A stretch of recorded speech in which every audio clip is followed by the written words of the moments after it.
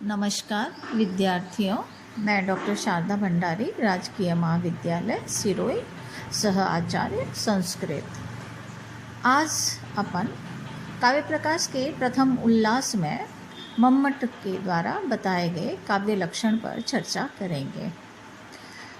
काव्य प्रकाशकार मम्मट ने प्रथम उल्लास की द्वितीय कारिका में काव्य के प्रयोजन तथा तृतीय कारिका में काव्य के साधनों हेतुओं का निरूपण करने के बाद चतुर्थ कारिका में ग्रंथकार मम्मट ने काव्य लक्षण प्रस्तुत किया है।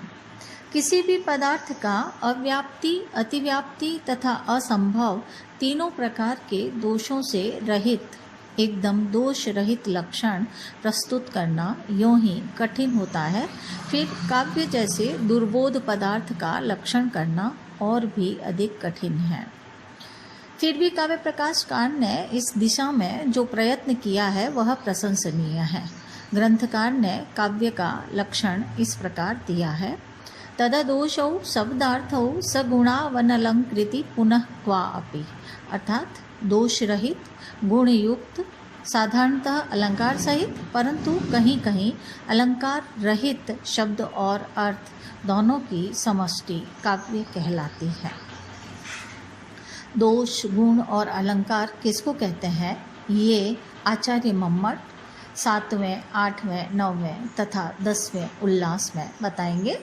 काव्य के लक्षण में आए हुए अनलंकृत पुनः क्वापि वाक्यांश में प्रयुक्त क्वापि इस पद से ग्रंथकार ये कहते हैं कि सर्वत्र अलंकार सहित शब्द और अर्थ होने चाहिए, परंतु कहीं जहाँ व्यंग्य या रसादी की स्थिति विद्यमान हो वहाँ स्पष्ट रूप से अलंकार की सत्ता न होने पर भी काव्यत्व को हानि नहीं होती है। इसके लिए इन्होंने एक उदाहरण दिया है: यह कौमारहरः स एव हि वरः ता एव चैत्रश्छपास्ते चोन्मीलितमालति सुरभयः प्रौढाः कदम्बानीलाः सा चैवास्मि तथापि तत्र सूरतव्यापारलीलाविधौ रेवा रोधसी वेतसी तरुतले चेतः समुत्कंठते। अर्थात जिसने कौमार्य का हरण किया वे ही पतिदेव है और वे ही चैत्र मास की उज्जवल चांदनी से युक्त रातें हैं, खिली हुई मालती की सुगंध से भरी हुई और कदम्ब की उन्मादक वायु बह रही है, और मैं भी वही हूँ। फिर भी वहाँ नर्मदा के तट पर उस वेंत के पेड़ के नीचे उन कामकेलियों के लिए चित्त उत्कंठित हो रहा है। इस उदाहरण में स्पष्ट रूप से कोई अलंकार नहीं है और रस के प्रधान होने से रसवत अलंकार भी नहीं हो सकता, क्योंकि रसवत अलंकार रस के गौण होने पर ही होता है। लेकिन फिर भी यह उत्तम काव्य है। आचार्य मम्मट के अनुसार यह काव्य का लक्षण है। इस लक्षण में सबसे पहली बात यह है कि मम्मट शब्द और अर्थ दोनों की समष्टि को काव्य मानते हैं। अकेला शब्द या अकेला अर्थ काव्य नहीं है। तत् यह सर्वनाम पिछली काव्यम यशसे अर्थकृते इत्यादि कारिका में प्रयुक्त हुए काव्य पद का परामर्शक है। अतः शब्दार्थौ तत् का अर्थ हुआ शब्दार्थौ काव्यम, अर्थात शब्द और अर्थ ये दोनों मिलकर काव्य पद वाच्य होते हैं। यह ग्रंथकार का अभिप्राय है। इस शब्दार्थौ पद के 3 विशेषण लक्षण में प्रस्तुत किए गए हैं कि वे शब्द और अर्थ किस प्रकार के होने चाहिए। नंबर 1 अदोषौ, दूसरा सगुणौ, तीसरा अनलंकृति पुनः क्वापि, अर्थात ये शब्द तथा अर्थ दोनों दोष रहित हों, यह पहली बात है। दूसरी बात यह कि दोनों सगुण अर्थात माधुर्य आदि काव्य गुणों से युक्त होने चाहिए। और तीसरी बात यह है कि साधारणतः वे अलंकार सहित भी होने चाहिए, परंतु जहाँ कहीं रसादी की प्राप्ति हो रही हो वहाँ उनके अलंकार विहीन होने पर भी काम चल सकता है।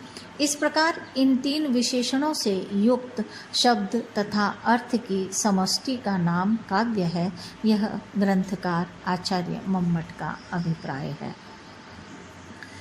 आचार्य मम्मट का तददोषौ शब्दार्थौ सगुणावनलंकृति पुनः क्वापि यह काव्य लक्षण अन्य आचार्यों के काव्य लक्षणों की अपेक्षा अधिक परिमार्जित है। कुंतक ने जिस बात को कई कारिकाओं में कहा, मम्मट ने इसे आधी कारिका में ही उसको समाविष्ट कर दिया है। उसके साथ ही अदोषौ तथा सगुणौ पद जोड़कर उन्होंने काव्य लक्षण का एक नया दृष्टिकोण भी उपस्थित किया है, जिसका पूर्ववर्ती आचार्यों के काव्य लक्षण में इतना स्पष्ट उल्लेख नहीं किया गया था।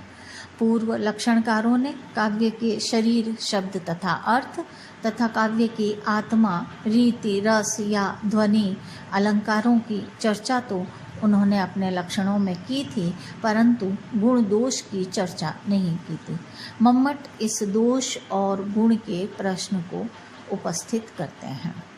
शरीर के संस्कार में भी पहले दोषापनयन रूप संस्कार करने के बाद ही गुणाधान रूप संस्कार किया जाता है और तब उसके बाद अलंकार आदि का नंबर आता है। ये अलंकार आदि न भी हो तो भी दोषापनयन तथा गुणाधान रूप संस्कार तो अपरिहार्य है। इसलिए मम्मट ने काव्य के शरीरभूत शब्दार्थ के अदोषों तथा सगुणों विशेषणों द्वारा इस द्विविध संस्कार की अपरिहार्यता का प्रतिपादन किया है और अनलंकृत पुनः क्वापि लिखकर अलंकार की गौणता को सूचित किया है। इस प्रकार थोड़े